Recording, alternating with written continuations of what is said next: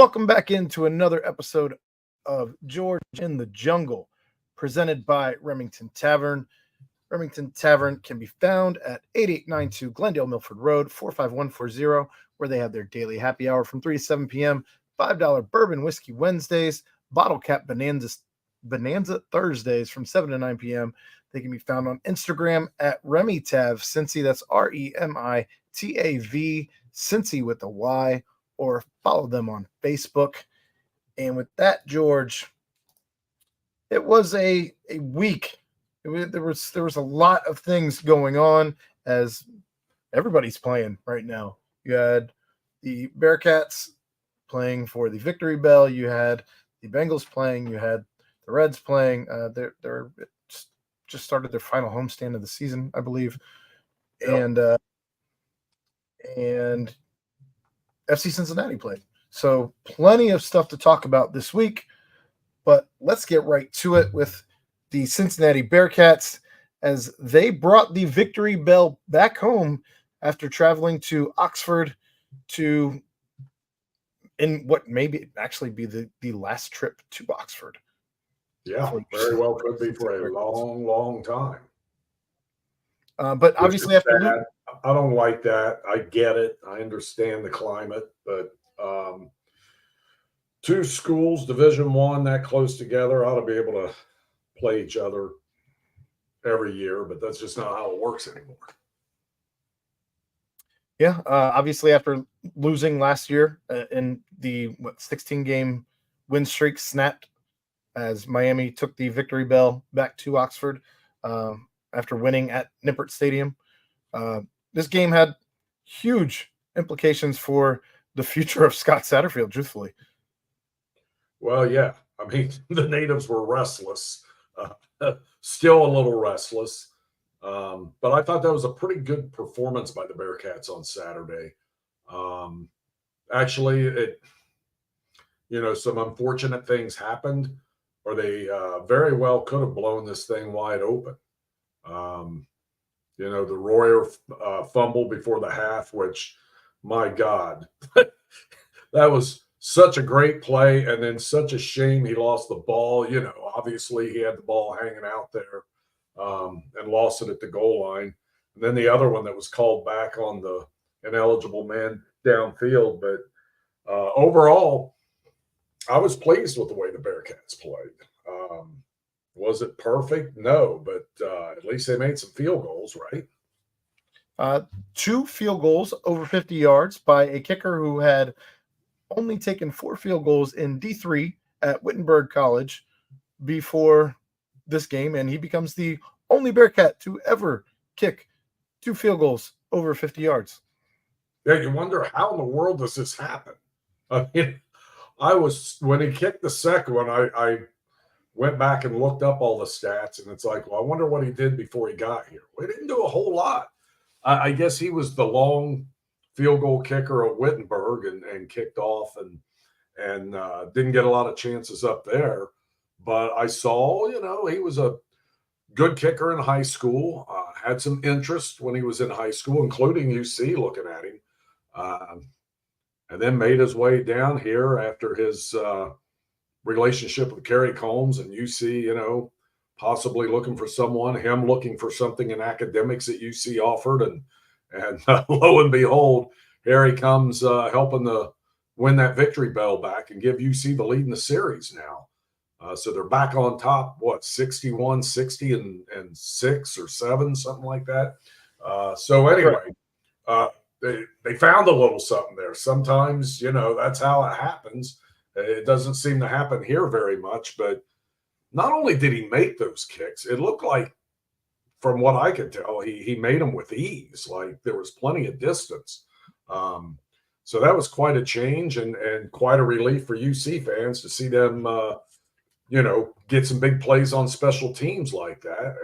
And obviously there was a lot of issues with that before, but they seem to be trying to solve those, and it worked very well for them Saturday. Yeah, that was certainly the best special teams has looked under Coach Scott Satterfield since he's been at Cincinnati. and not just in the field goal game.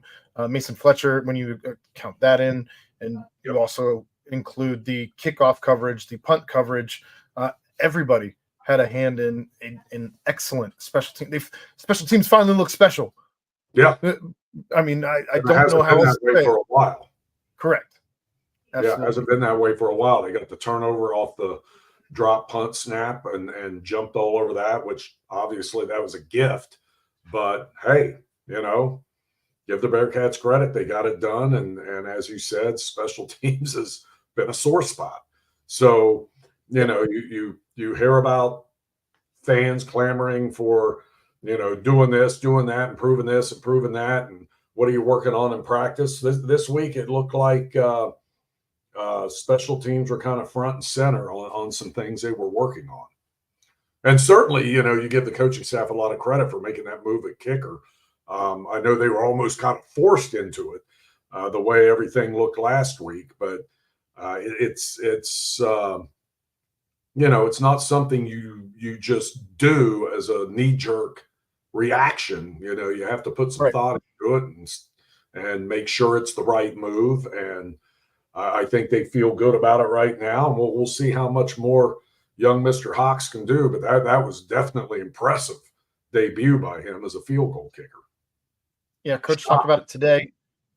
Coach talked about it today in his presser that no change is easy to make, even at kicker. So that's, hat tip to Nathan Hawks. Well done. That's about all he can say. It was definitely when that first one went through, and then I'm thinking, and the coaching staff's thinking that when they're driving down the field, and it's like, where's field goal range going to be, and are we going to trust him to do it? Do we want to pin him back because you're going to be giving him the ball at midfield or darn near midfield? If he misses, there's a lot that went into that, and they trusted him. And boy, he came through big time. Certainly a different outcome than what we saw against Pitt. So, Brendan Sorsby, 21 of 34 for 186 yards and a touchdown. Not really the most impressive Brendan Sorsby that we've seen, but that kid is not afraid to stay in the pocket and take a hit. He is not afraid to scramble out of the pocket and continue to keep his eyes downfield to make a pass.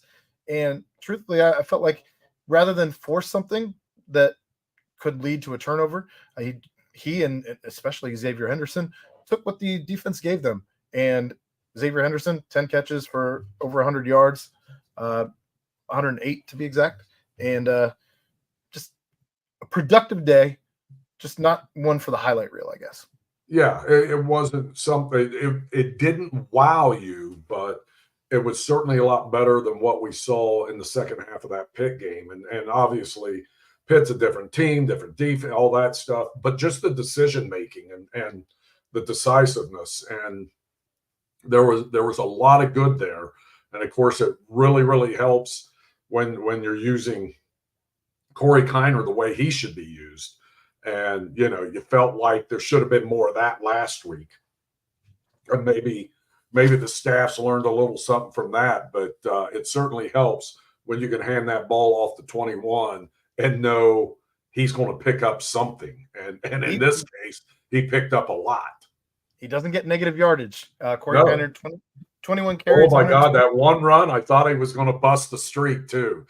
He got hit, and it was just right before the line of scrimmage. And, I mean, he just does not go down with that first defender. He'll either shake him off or drag him a couple yards, but he does not go down immediately. And that last drive and the runs he cranked out were very impressive. Very. Yeah. Corey ends up with 21 carries, 126 yards, and a touchdown on the day. Extremely productive. And we're starting to see he is the bell cow. Like if you had concerns about him being the bell cow before the season, I think he's eviscerated any of those concerns you might have. That all said, Evan Pryor, 3 carries, made a very productive day out of those 3 carries, 76 yards, as long as 65 for a touchdown. I think we found our home run hitter. Yes, and that's great to have because when I thought Miles Montgomery would become that guy, and obviously he's not here anymore. and it's nice to have, and whereas maybe he didn't fill it quite like Evans done so far, he's been very impressive. He's had 2 of those now. In the first game, he busted one, and he busted a long one in this one, and it came at a great time because momentum was feeling like it was getting a little weird there. And gosh, I think it was the first play of the drive, and he takes it, and that quieted things down for UC, and certainly quieted down what crowd Miami had up there. It's almost kind of like a thunder and lightning backfield now with the way Pryor has the quick strike, and Kiner, who he's not a plotter by any stretch, but my God, he grinds out tough yards, and it doesn't matter if he's between the tackles or outside the box, whatever. He just gets his yards, and that's a great combination for them to have. That touchdown by Pryor came at an incredible time as well. As you talked about momentum, and things were kind of going. Felt like things were starting to go. Things felt like they were starting to go the way of Pitt, and that I felt like that was the turn of the tide for the game. I think that made all the difference in the world. Yeah, and you can have when you have plays that happen like they did with Royer with the fumble, and then the touchdown called back, the long touchdown. That can wear on a team. That can, you start looking around going, my God, is it happening again? And can we do anything right? Will we ever get a break? Things like that start creeping in. So that touchdown by Pryor, I thought was huge when it comes to the timing of it. And, you get back to Royer. I mean, how impressive. I know he lost that ball, but those moves he made on that play and the way he danced around reminds me of that dude out in Kansas City that plays tight end. I mean, it was really impressive. Yeah, he I don't think you can coach it out of him to not fight for the extra yardage. I think that's going to be the thing about that. That's all reaction, and that's him thinking he can do, and you want him thinking he can do. I agree. You do. You can't crack him. Yeah, you can't. You don't want to fumble, and you hate to see fumbles, and they're going to happen. They're going to happen. That doesn't mean, he doesn't think about it a little more maybe, and the coaches, talk to him about it a little bit, but you can't take that out of him trying to get that extra yard or trying to make that last move to get in the end zone. That's part of what makes him what I think is a special player for this team. I know we've only seen him 3 games, but I saw enough in that game against Miami that has me convinced this kid is the real deal, which I thought coming in anyway, and seeing him out of practice and seeing him in the first 2 games. But he's going to hear his name called next year in that NFL draft. Well, I think that even on the 80-yard touchdown that was called back, he had, I want to say, about 3 or 4 broken tackles on that play as well. And if you aren't doing those types of things, if he had stopped after the fumble on doing those types of things, well, then you're about 25, 30 yards shy of where you ended up because you fought through those tackles and you broke through everyone. So yeah, I don't want to see a coach try and take that away from him because I agree. I think that is part of what makes him as special a tight end as we've seen him be. And I think it's only a matter of time before some of those things start to go his way as opposed to the other way. Yeah, exactly. And I think Coach Satterfield pretty much expressed that outlook today, that he's not going to, I mean, he wants him to be him. And I think that's the way you handle it. It's tough to see a guy out there doing what they're doing and you want to crack them on that one fumble, as costly as it was. But my God, he's definitely going to be the real deal for this team. So after 3 games, and as we get ready to look at the Big 12 slate and Houston coming into town for the first home Big 12 game, which, by the way, Cincinnati has not won any of yet. Those home Big 12 games. How are you feeling about this team as the Big 12 slate's about to start? I mean, I'll cop out and say I still don't know, and I don't. But here's what I like. Okay.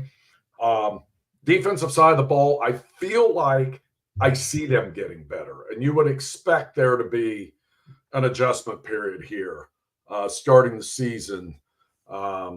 New defensive coordinator, obviously a lot of new players. I felt like really in the first game there was almost no pass rush, but some of that probably was just by design, just not throwing everything out there and maybe not throwing anything out there. It was a little better against Pitt off and on, but certainly not enough to satisfy me by any stretch. I felt like they still could have done a lot better in that department. But I saw some improvement this week and some finished plays, and Eric Phillips finishing those plays. And it's fun to hear Coach Satterfield talk about that he talked to him about, dude, you're getting in the backfield every game. You got to finish these plays and get these quarterbacks on the ground. And, Pitt's got a big kid back there at quarterback, but, Gabbard's not small, but he's also not fast. But, he was able to pick up a couple of sacks, and I thought that was big. I feel like, it's tough to tell because, how much of it is playing against Miami, and they're, Miami's a good MAC school. But I thought the DBs had a pretty good game in this one. I thought it looked better. Yeah, I thought it looked better.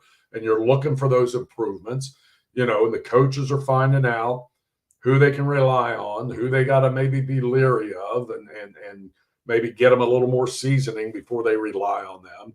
They're getting there. This week's going to be big for all of that I talked about on the defensive side of the ball.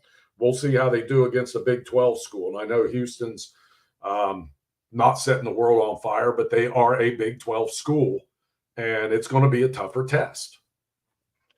Going back to in the momentum game, I think that the fact that you're playing Houston in the first game of the Big 12 slate is a gift, especially Houston at home. And if you're able to now win, like you won your rivalry game that you did not win last year, and you were able to notch a home Big 12 win immediately in your belt, I think that would be monumental for the confidence in this team in going through the rest of their Big 12 slate. Yeah, and there's no question. I don't care, what coaches say or other people.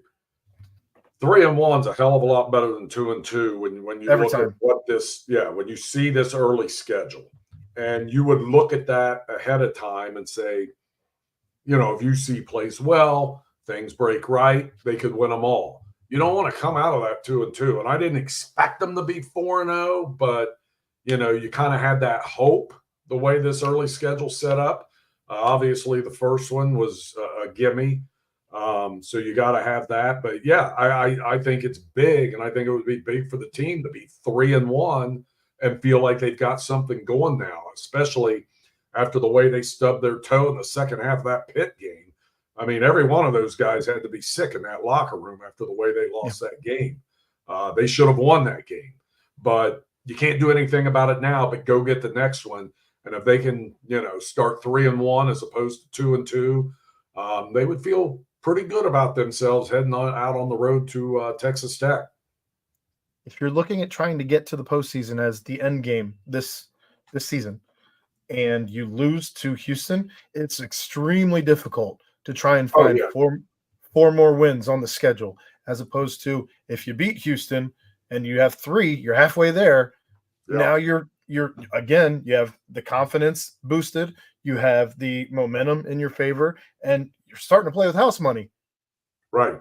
And I think that's exactly the feeling they're going to have, even though the coaches are going to keep their heads on straight and not let them get ahead of themselves. It's just human nature that you're going to be thinking of those things when you're looking at the big picture. I mean, these kids aren't stupid. They know what's going on, and they're going to know that. But I will say this: they've got it right there for them. This is a game, I think, and the number's not that big on the game. What is it, like 5.5, 6, something like that? It opened at 6.5, and it's certainly fallen since then. I believe yesterday it was down to 3.5. Yeah, and it's still currently at 3.5, at least Three and a according half. to. That's a somebody's thinking something, and they're thinking what I'm not thinking. But I expect the Bearcats to play well at home, and I honestly expect them to continue to play a little better defensively for all those reasons I stated earlier. Yeah, I'd hope that the defense continues to improve. We've seen plenty of true freshmen play on the defensive side of the ball, and they're showing out.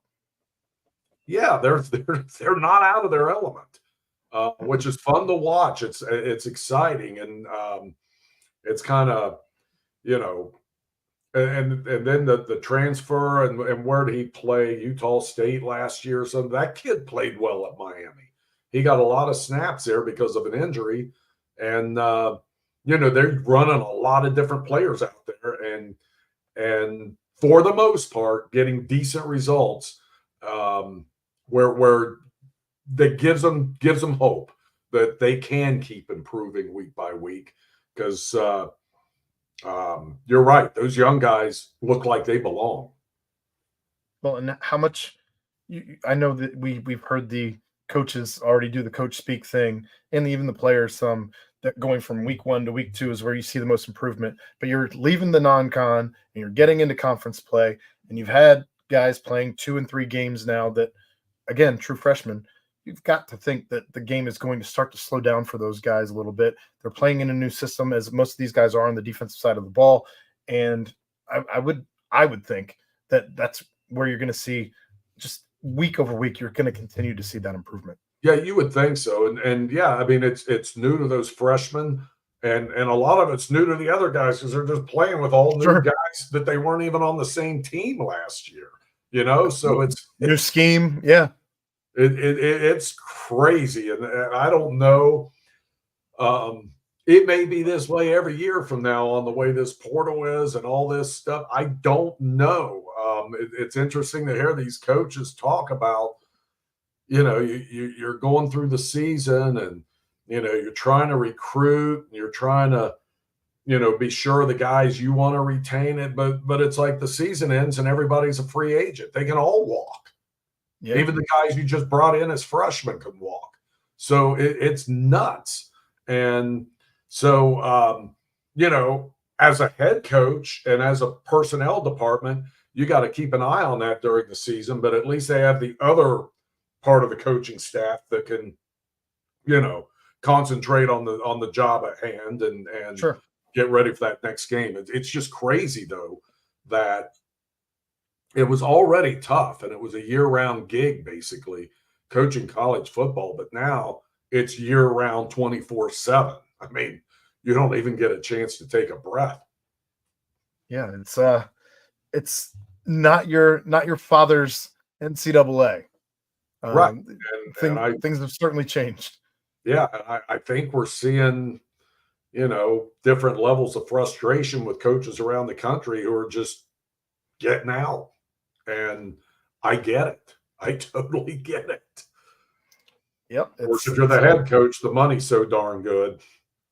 It's a whole different job than what it used to be. So yeah. Switching gears, there was another football game this weekend. This one didn't go in the hometown's favor, as your Cincinnati Bengals traveled to Arrowhead Stadium and took on Patrick Mahomes. Going into this game, Joe Burrow was 3-1 against Patrick Mahomes. They lose a game by 1 point on, it seems every time these two teams match up. First off, I believe every time that Patrick Mahomes and Joe Burrow have played each other, the difference of the final score has been less than 3 points, which is a crazy stat. It totally is. Especially since the game was 6.5 in favor of Kansas City. But you have a controversial call in the waning moments of the game, and it seems every time Cincinnati's in a big game, whether it be a playoff game, whether it be the Super Bowl, whether it be against the Kansas City Chiefs, it just seems every single time there's a big game that is nationally televised, as this game drew more viewers than any game since I believe 1998. I think I saw it today. Yeah, it was something crazy. Like I saw that today. Or at least maybe it was a September game. That That was a had not September game. Okay, September game since 1990. Regardless, still crazy. But how the hell do you keep having these games end with a call like that? It's maddening, and it's unfortunate. And you know, by the letter of the law, yeah, he got there just a tick early on that. I don't know if the guy could have caught the ball anyway. That was kind of my question on that because the Well, pass high and the a little agreed. behind The other, him. And I the other, just thought that's a hard flag to throw. They threw it. Yeah, that call bothered me because of the catchability or non-catchability of that football. It was not exactly right on the money. And I'm telling you, if the dude does get his hands on it with the hit, that ball is probably going to come popping out of there anyway. But an official can't not throw a flag because of that. If they think it's a penalty, you throw the flag. But it's just a shame it comes down to this. And that pick call too on the offensive pass interference. Oh, on Trent Irwin, yeah, that just as somebody said, Kansas City does that on almost every play. It's like, the Bengals get something out of it and then they get penalized and it's just tough. It's tough. I mean, after the Bengals, laid that egg against the Patriots, everyone I know said they'll play better against the Chiefs, but they'll probably lose on the last second field goal, which is exactly what happened. I guess we're just conditioned to see this stuff in Cincinnati and can kind of predict the Bengals better than we thought. But it does. It just seems like in these big games, things just don't go their way. And those were just a beat off, just a beat off. And you look at Burrow played much better. I think they played well enough to win. They really did. Just didn't get out of there with the victory, and that's a shame. The good news is trending in the right direction. Come back home against Washington. Baltimore's 0-2 as well. So all is not lost, and they can play better. But I do feel like, the Jamar Chase penalty was a big one. I don't know what's going on with him, but clearly there's a frustration level that is not helping the team right now. Maybe it will. Maybe that'll be channeled into, some more productive play. Maybe T. Higgins gets back, and that helps them a little bit. But something still seems just a little wonky with them, and I can't put my finger on it. I can't. And it may just be, what we've seen the previous 5 seasons. Early in the year, they don't play well. And that goes back to maybe what happens in August. And they've got to look at all that. They just have to look at all that because you can't keep coughing up these early games and think you're going to make up for it down the road in the back end of the schedule. So I was fairly pleased with the way they played, but it's tough to come up that close and come up short. Yeah, the Jamar Chase stuff, it doesn't matter. Plenty of people have talked about they felt like the referee baited him into going back for more after he had already said his piece about the hip drop tackle. You can't do that, and you can't continue to go after the ref. I've never seen. I can't recall a game anyway that I've seen Joe Burrow in anyone's face that way. Oh, I know. I was surprised by that. I thought we might have a full-blown Donnybrook right there among the Bengals before it was over. I think that was inspirational for me, though, in seeing Joe Burrow. Andy Dalton could never be that. So that's I think it's really good to see that out of Joe Burrow. Kind of going back to the penalty stuff. Obviously, Cincinnati, they had plenty of opportunities. They squandered away. They made plenty of mistakes over the course of the game. But going back to the refs, when you see Trey Hendrickson being put in more chokeholds than I believe I saw in the last WWE Friday Night SmackDown, it seemed like every third or fourth play, he's in a chokehold. It was crazy. When you see he got called twice, right? I think twice they called him, and then he got a couple sacks. I'm glad you brought his name up because he had a hell of a game. I mean, at the end of that game, he was a total difference maker, and damn near won that game for them, for the Bengals with the way he was playing. That was yeoman's work. I know he tried this past offseason, but I do hope the Bengals actually extend him this offseason because he's out here putting in work.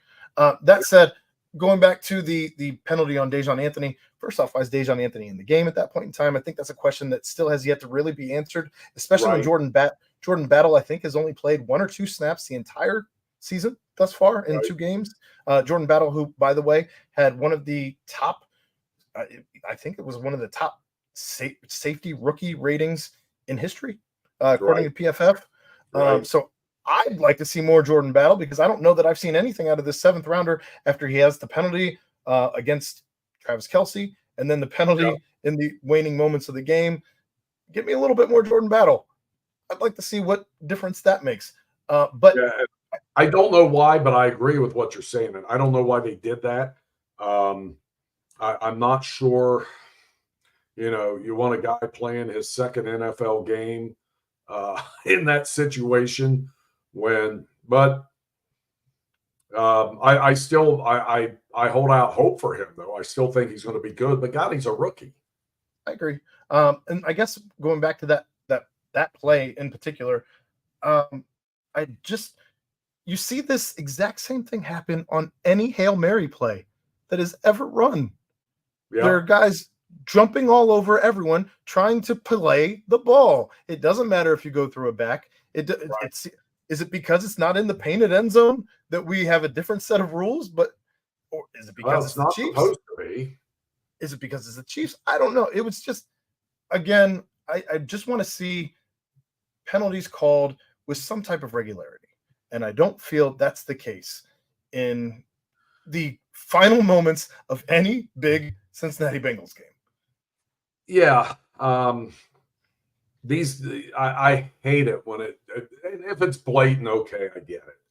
But on these ones that are so close like that, and we saw it in the Super Bowl, the biggest game of the year, we saw something similar. That was probably worse than this one. But you hate for those kind of 50-50 calls to determine a game because the NFL, there's enough parity already that it's coming down to the final gun no matter what. Now, you can't just have guys going out there, running through people and stuff, but that's not what happened. And I think they got to let them play a little more. I share your sentiment.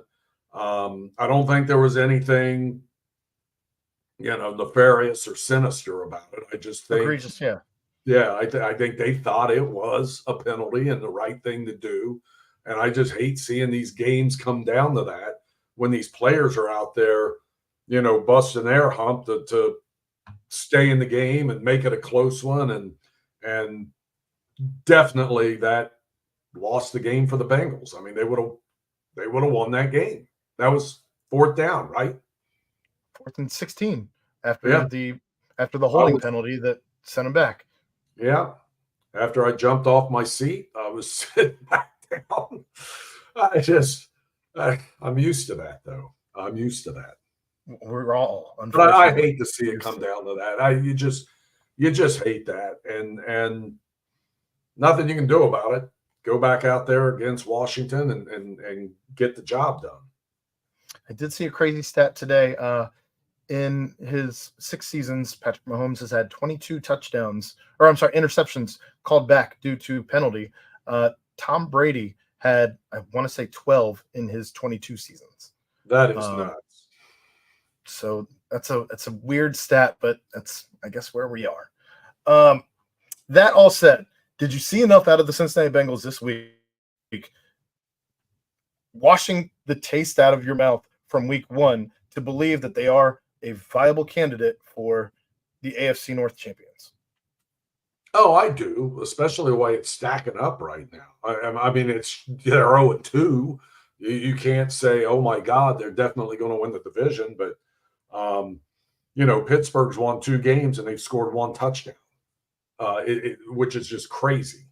Well, so is Cincinnati, having only given up 200 and some odd yards Right. total. Right. Total. It makes no sense, but it's early in the season. But no, I think I'm not going to sit here and say, oh, don't worry, the Bengals are going to be fine. I'm still a little concerned. I still feel like there's something just not quite right. But I also feel like I saw enough from that dreadful performance at home against the Patriots, as opposed to playing in crazy Arrowhead Stadium against the Chiefs on the road and putting in that kind of performance where you should have won the game if not for a couple unfortunate things. And football usually comes down to that. That I feel like, just like the Bearcats, they're trending in the right direction. And I feel like they get a pretty good opportunity this Monday night, being home in a primetime game against Washington, who's 1-1 and has a rookie quarterback, and they're fighting through plenty of their own problems, and the Bengals should be right to get their first win and get this thing going. One of the things that hasn't clicked thus far has been the run game. Yeah. Zach Moss has seen 80% of the snaps compared to Chase Brown's 20%, and has not done anything with it. No. At this point, I've seen more out of Chase Brown in the limited amount of snaps that he's gotten than Zach Moss. I understand that when I'm watching a game, I'm not looking for the running back block. And maybe that's where we're at with why Zach Moss is in so much more than Chase Brown. But if you want to get things going in the right direction, you have to have a defense playing you honest. And you can't do that if you have no run game to speak of. Right. And that offensive line should be able to blast open some holes and do good enough for you to have a fairly established run game, which makes them so dangerous if you have that going, where Joe Burrow can do his thing. And I don't know what's going on there, but I find it, and I don't know how much is the line. I don't know how much is Zach Moss, but I definitely would want to see a little more Chase Brown. And maybe, he's not seen as an every down back, but certainly you could split those carries, right? Maybe you could give him a few more and he can be spotted, because I haven't seen a whole lot out of Moss yet either. And I just feel like the Bengals line is talented enough that you should be able to bang out some 4 and 5 yard gains every now and then, instead of just relying on the passing game. Now, hopefully Monday night you have T. Higgins back. I think that's going to be a huge difference maker in the offense if you have both T. Higgins and Jamar Chase in the game, along with Yoshi then moving down from the 2 spot where, granted, he had 2 touchdowns, but I didn't see him out there doing anything that was crazy impressive. That said, Trent Irwin has been struggling, but Jermaine Burton had a giant catch for 42 yards. And is that enough to start moving him in the right direction, to take things more seriously, to start getting that connection with Joe Burrow, to start seeing more reps on the field? Well, you almost have to, and I kind of wish they would have done some of that Sunday. I think that could have been the difference. I agree. Yeah, I think we should have seen a little more of that Sunday, because when he's in the game, you've got to account for him going deep, or you're going to get. He's a wild card. He's a wild card, and I think that would have helped. I don't know. I got my suspicions on some stuff that may be going on, as far as maybe not up to speed on everything in that playbook. I'm not sure what it is, because obviously this guy showed up very well in the preseason, and I expected him to get more snaps here in the regular season. And with T. Higgins out, you would think he would get a lot more. And I just, when he caught that ball Sunday, I thought, okay, here we go. We're going to see a little more of him. And I'm not sure how much we saw after that. And that's no knock on Yosibas. While maybe he didn't completely light it up, I think he's showing himself to be pretty darn reliable. And he's going to. I think he's going to end up filling that slot role really, really well when they have all their pieces together. I think he's, and especially if T's at the game. If you got to look for T, look for Jamar. Obviously Burrow has shown he's not afraid to throw to the tight ends, and then you got to deal with Yoshi in the slot. I like that setup for the Bengals. Jermaine Burton saw 10 offensive snaps in the game. Yeah, you would think it'd be more, especially with, T on the sidelines. I agree. Don't know that I have a ton else. Obviously, I guess with Evan McPherson missing that extra point, that ended up being the difference in the game. I know. You tell yourself it really won't come down to that. But how often does it where you got to drive for a touchdown because you missed an extra point or something? There's always somehow those things come back to figure in the outcome and what you have to do late in the game. And, the fact that they could have gone to overtime instead of walking off that field after that kick, boy, that's a tough one. But no one's going to be perfect on those things. I don't know if I even heard or saw what happened exactly. Why? I thought he made it. And he thought he made it. Yeah. And then I saw the officials with the sun because it kind of went over the upright, but I guess it didn't go over the upright. Right. Yeah. But it looked like it did from the angle I saw on television. I thought, oh, it's good. And then I saw the officials, and someone in the room I was watching with a bunch of people screamed he missed it. And I'm just thinking BS. And then I see the official do this. Like, unreal. It comes back to that. But I don't think we have to worry about that kid. But that's just unfortunate. And that's another thing that happened in a close game. And God dang, you make a mistake in the NFL like that, and half the time it bites you, and it bit them Sunday. On the flip side of the special teams coin, I'm curious to see when Brad Robbins comes back, if he even has a job at this point. Well, he should. The Bengals, I think they found a punter, finally. They finally found a punter. Yeah, Rico's kicking the crap out of it. And that's no secret. It's right there. It's evidence, plain as day. You can't. There is no way until this guy shows he shouldn't be out there. He's got to be out there. I mean, he's shown more in 2 games than Robbins showed for his rookie season. So yeah, you've got to keep him in. So should be interesting to see what happens Monday night. The Bengals are up against the Buffalo Bills, as there are 2 Monday night games and on 2 different channels. But that's what we're doing, I guess. I don't mind seeing an extra Monday night game every now and then. I don't want them playing every night, and I'm still not good. God, my hair's a mess. I'm still not good on the Thursday games. Still kind of bother me a little bit. They just got to make sure these teams have buys at the right time and things like that, because I just think it's a bit much. And then Friday night games, and it's just like, come on, let's not do it every night. But I won't be watching. What time do the Bills kick off? Are they before? I'm not even earlier. But I want to see the Bengals. I want to see a little bit of that Ring of Honor ceremony. I really wish Lapham was going in this year, but I think he'll be in the next class. Dylan, I get it with the numbers on the field and what he did. Boy, he was something.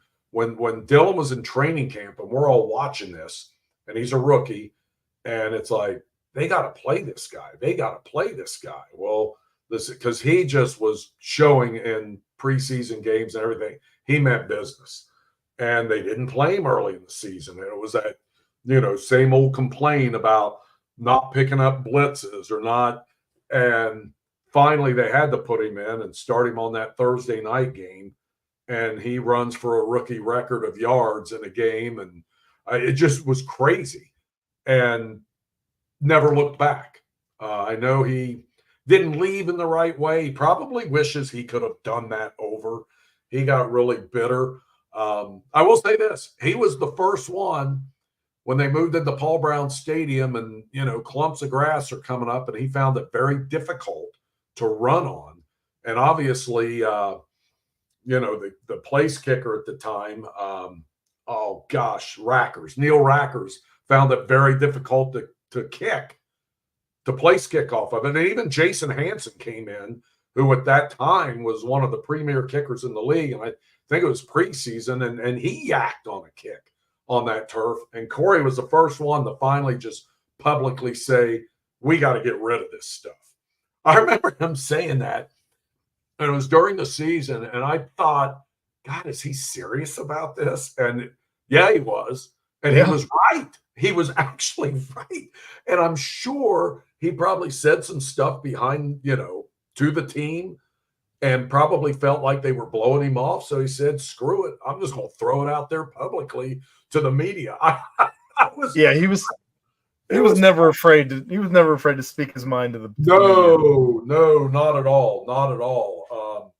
Not at all. And then he had that flipping burgers comment when he was wanting the new contract, and that rubbed people raw. But it'll be a big love fest on Monday night. And I'm telling you what, he was a good one. I wouldn't have wanted to tackle him, and Tim Crumry going in too. And that's the funny thing about this. You had, I think it was Boomer and Chad went in the last class, and it was like two of the biggest personalities in Bengals history, Boomer and Chad. And now you've got two of the toughest guys that, if they threw you in a ring with either one of those guys, I don't know about you, but I ain't coming out. Good luck. Yeah. They are tough. I mean, Crumry is so tough, and just God,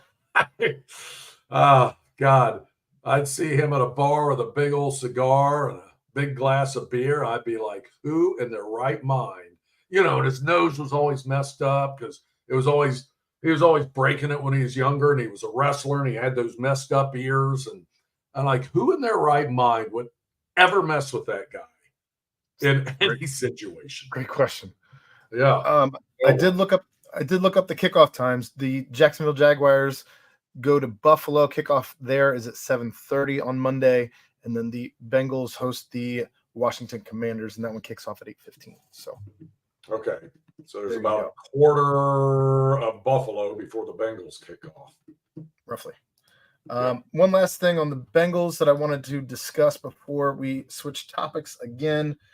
The Paycor Stadium had some proposals today. One of those proposals. This one shows that they would have a practice facility in through here. They would be shutting down, it looks like, Central Avenue. And so the players aren't having to cross an active street to get to any of the other facilities when leaving the stadium. They'd extend the plaza. I guess they'd be also relocating Marion Way, more green space in through everything, parks and what have you. So we'll see. I believe it would cost the Hamilton County taxpayers about $1 billion if this proposal went through. And I only bring that up as here are the renderings that Olivia had posted here. There's your practice facility there. And then again, the practice facility with the outdoor fields right next to the stadium and some of that green space.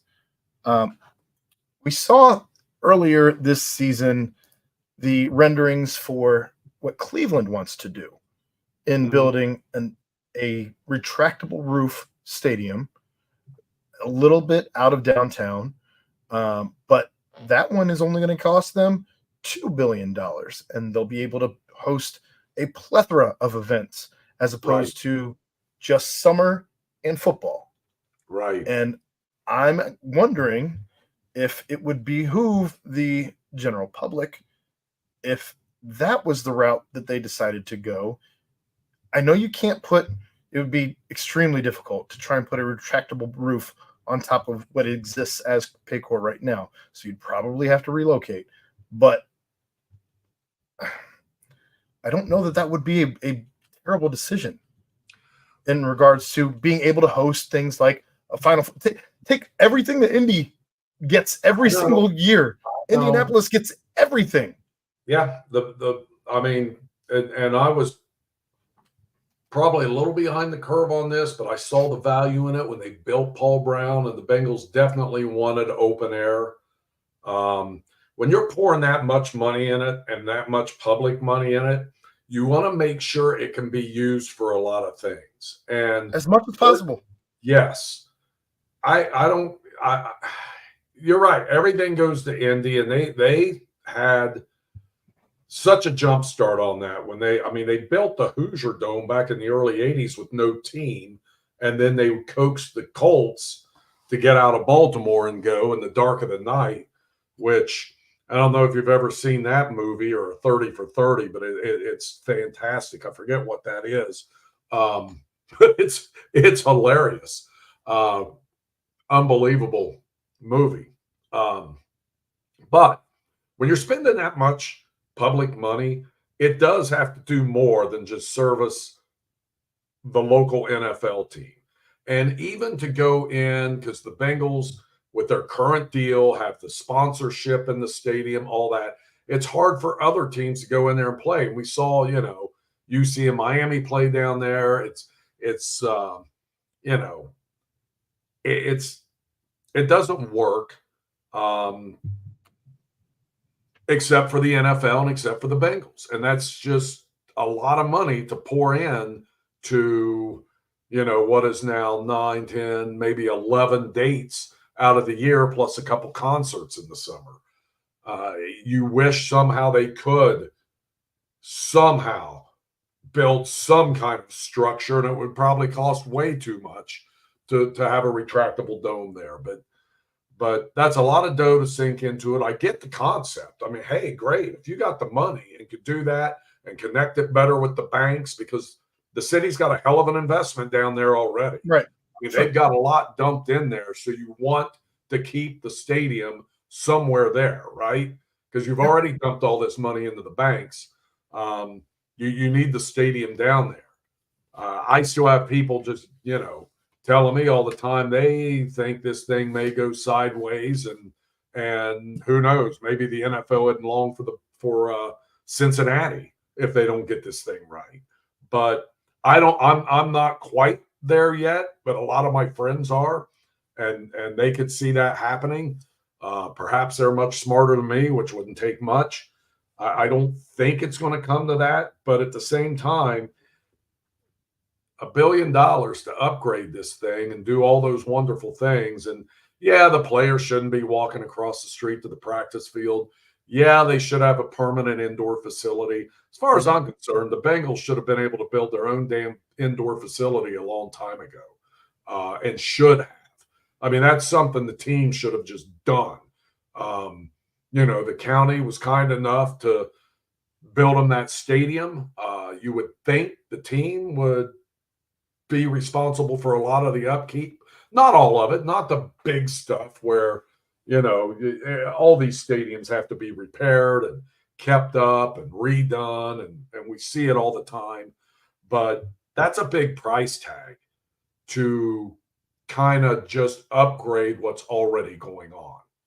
I agree. And I think they sell the place out anyway.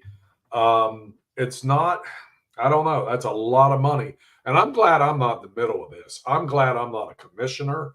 I'm glad I'm not, if you're negotiating on the Bengals half, you kind of got all the cards, because let's face it, every city in the country without an NFL franchise would love for the Bengals to come to town. And there's a lot of them in the Southwest and the Southeast that would welcome them with open arms. But that's not always the best, if I'm the Brown family, I look at that kind of sideways, because that doesn't always work out either. I mean, you see all kinds of teams play that game. I mean, finally the Raiders maybe have a home for more than 5 years in Las Vegas, but they've been playing that game since, they left Oakland the first time in the early 80s, and it's just been musical chairs for them. And I don't know what the answer is, but I know that's probably too much money to just have status quo when it comes to events, because they're never going to get not only a Final Four. You don't get regionals. Those NCAA regionals go to a lot of the dome stadiums now, is where they have those things.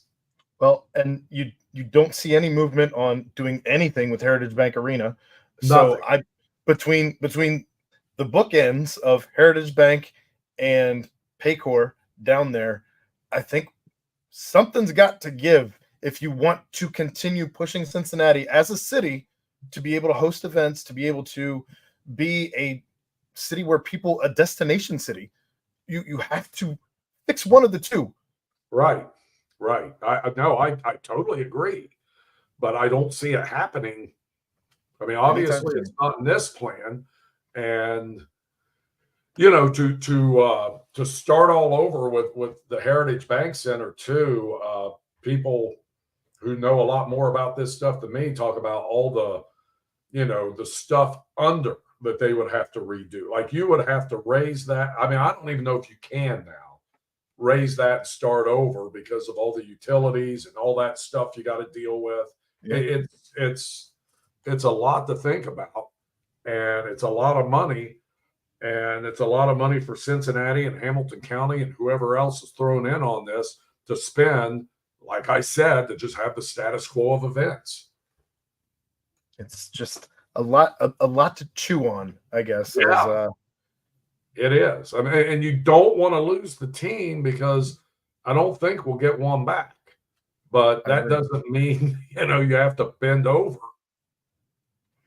Well, I won't touch any more on that.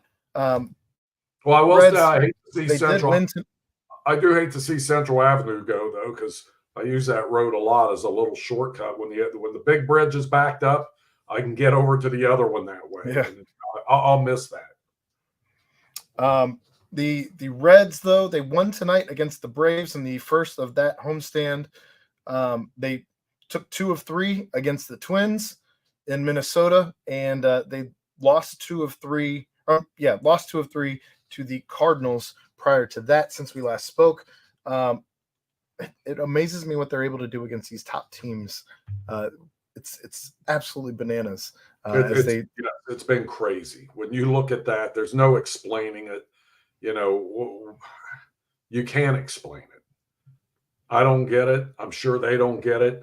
But they got some decisions to make, and they really have to start with the manager position and figure that out and go from there. And that's something you would like to think they've discussed at length and know the day the season ends what direction they're going in. At least if they continue with what they have, and they should have a short list on who they're pursuing if they do choose to make a move there. But I know what I would do, and I would make the move, because I just feel like, David's done as much as he can, and maybe dealt a bad hand a lot of times, but at some point you have to make the move and bring in someone else you trust that might be able to finally get this thing going.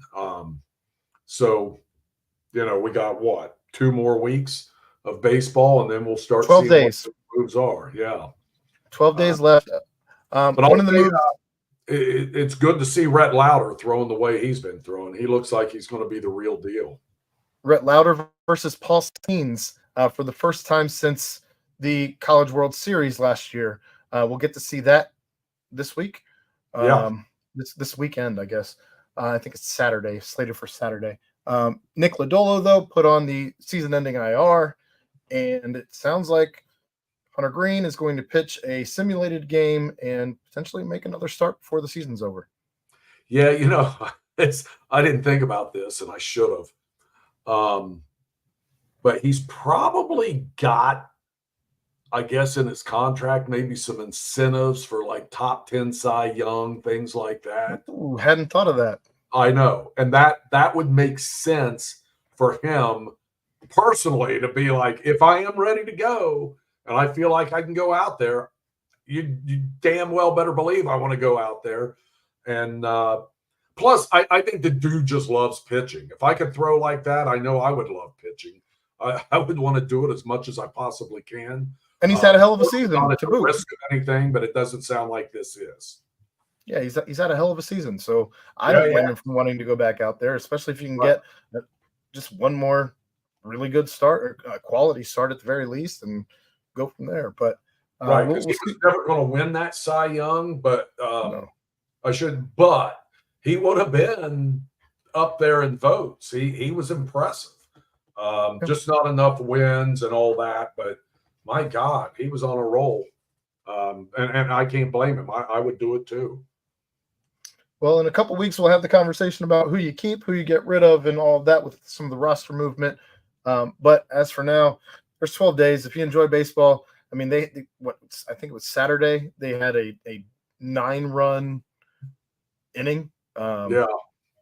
So they're still fun to watch, which is that's the craziest part about all of it, I guess. Well, it's a shame the injuries derailed them. Everybody has injuries, but boy, they had some devastating ones. When you're overloaded at infield and then all of a sudden you're short, that's a lot of injuries. This weekend was a hell is real matchup between FC Cincinnati and the Columbus Crew. It's the good old fashioned 0-0 draw. I hate that soccer even has ties. I know, and they have talked about, because what would be wrong, and I guess they've looked at a lot of different things to try to avoid that, and not completely tax these players and go to penalty kicks, and then maybe you get 2 points for the overtime win or the penalty kick win, and 1 for that loss because it was technically a draw. There's things they can do, and they probably should do. But all my friends who are diehard soccer people, it doesn't bother them. It just seems like it's part of that game, part of that culture, and something they've been used to. But yeah, I'm not a big fan of those either. To go, you sit for hour and a half, 2 hours watching a game, and then you leave and it's a tie. I'm not big on that, but it was, if there's ever a good tie, that was kind of a good tie for them. You'd rather win, but being shorthanded the way they have been and trying to get things settled defensively, and the goalkeeper's back playing well. That was actually was a good night for them. And they end up they take 4 points out of the 2 games against Columbus, which is, I'll take that. And now they got to turn around and play tomorrow night on the road, and then turn around and play Saturday night on the road. So tough stretch for them, and we'll see how they come out of it this weekend. But I felt like, you want to win, but that wasn't a terrible result. And things are, and they clinched a playoff spot. I think there's like 3 or 4, maybe 4 teams in the conference that have already clinched. And what do they got? 6 matches left or something. So we'll see, but it could have been worse. Yeah, you're 10 points behind Miami in the table, but you are in second place and still 2 points up on Columbus. So we'll see how they're able to finish up this week. Two obviously pretty important games, and we'll be talking to you about that next Tuesday. Outside of that, before we get out of here, anything you got on high school sports? Yeah, well, good football games again this week. Shocker. Really good. Moeller at St. X, a couple of 3-1 teams there. Princeton, who is 3-1 and won a close one against Lakota East after beating Lakota West. So they're 3-1. 1 point, right? And they play Mason. Lakota West at Middletown. West 3-1. Middletown's 4-0. I don't know how good Middletown is. We're going to find out, I guess. Anderson's 4-0 playing Kings. That's usually a good game, and Anderson is just rolling up the points. So those are the big games in Ohio. Northern Kentucky You got Beechwood playing Covcath. Beechwood 4-0, Covcath 2-2, and Cooper 4-0. And they're playing a school from down by Georgetown named Great Crossing, and they are 4-0. So Cooper's really, really good. And they had a close call against, it was a Ryle. Who was a God? Now I can't remember, but they had a close call in overtime, and then now they get this team. So Coach Borcher's down there. It's just one big one after another, and they're not afraid to play anyone. I'll say that for them. Right. Well, we'll see how this weekend shakes out, and obviously be back next week to discuss that. Outside of that, anything left you want to talk about tonight, George? No, I'm all good. Next week I'll probably be drinking again. I didn't drink this week. It's been a 4-day stretch, man. Like lots of golf, like 27 holes or more on Friday. So, there was a beer or two then. UC game at a wedding Saturday, the Bengals game at a watch party for that on Sunday. Yesterday was that I went to a banquet last night, and when you're at a banquet, what do? Probably go to the bar once or twice anyway. So that's what I did. Yeah. I haven't had a sip of anything since I got sick, so it's been over 2 weeks for me. So I don't know if I can do that, but actually, I'm going to find out coming up. A couple months here, I'll have back surgery. I think it's on a Tuesday too, so we'll talk about that as it gets closer. All right. Well, then for George, I am Aaron Smith. We thank Remington Tavern for sponsoring this little show. You can find them at 8892 Glendale Milford Road, 45140, where they have their daily happy hour from 3 to 7 p.m., $5 bourbon whiskey Wednesdays, bottle cap bonanza Thursdays from 7 to 9 p.m. You can find them on Instagram at RemyTavCincy or follow them on Facebook. But we'll be back next week at 9 o'clock to discuss all of your Cincinnati sports. And have a great week till then.